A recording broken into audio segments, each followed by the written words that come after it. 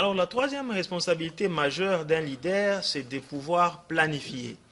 Et j'étais très content. La semaine passée, j'étais en train de suivre la télévision. C'était une émission participative comme celle-ci.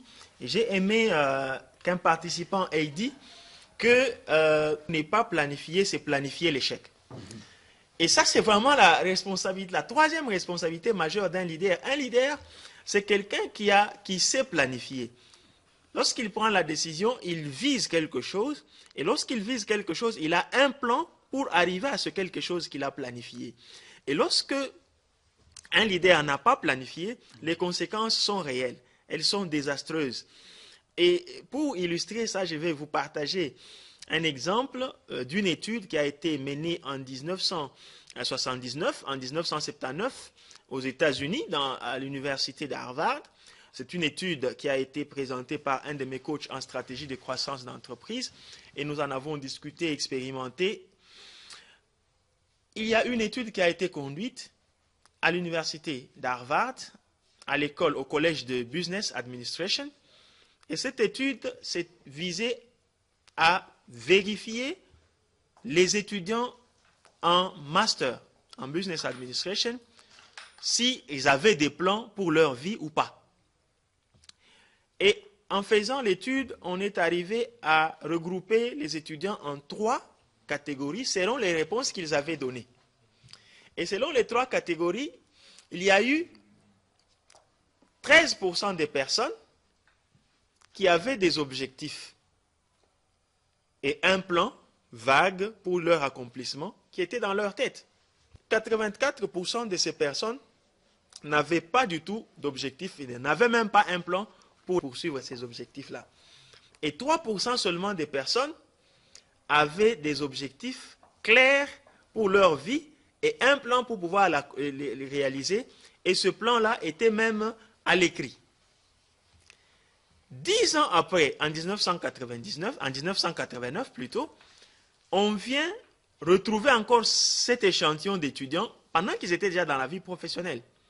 On retrouve que les 13% de ceux qui avaient des objectifs et un plan vague pour pouvoir réaliser ces objectifs-là, n'est-ce pas, gagnaient 2 fois plus que ceux qui n'avaient pas d'objectif.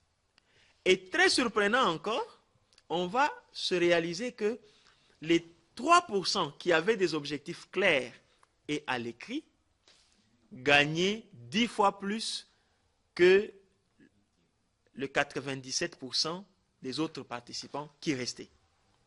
Ça, c'est pour vous démontrer la puissance de la planification dans la vie d'un leader. Lorsque un leader s'engage à planifier ce qu'il a à réaliser et il le met à l'écrit, il y a de fortes probabilités qu'il réalise ces objectifs-là et aille même au-delà de ça. Donc, si je comprends très bien, selon vous, il n'y a pas de hasard. Tout doit être planifié. Il y a un adage qui dit que le hasard ne favorise que les esprits préparés.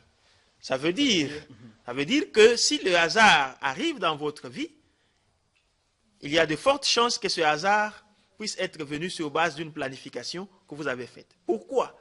Parce que lorsque vous avez une planification avec vous, votre esprit est alerté. Chaque chose qui vous arrive en tant que leader, vous avez tendance à le ramener à votre plan. Et donc, pour un leader, il n'y a pas de hasard. Bien. Alors, la planification, comment doit-elle être faite?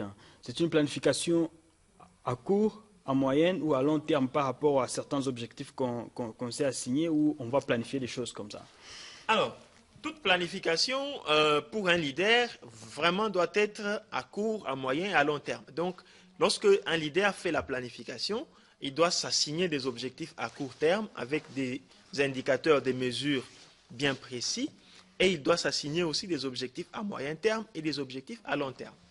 Donc, on peut planifier avec ou sans moyens, d'abord pour commencer une quelconque activité. Comme ça, vous planifiez sans avoir les moyens de bord, il faut commencer quelque part. Alors, que ce soit pour la décision, que ce soit pour la planification, vous n'avez pas besoin d'avoir des ressources pour planifier. Vous devez vous lancer dans la planification et c'est ça le leadership. Il faut que vous devez planifier et c'est avec cette planification et la décision de poursuivre les objectifs que vous allez commencer. Même votre esprit va être maintenant préparé pour poursuivre ces objectifs et mobiliser les ressources pour l'accomplissement de votre plan.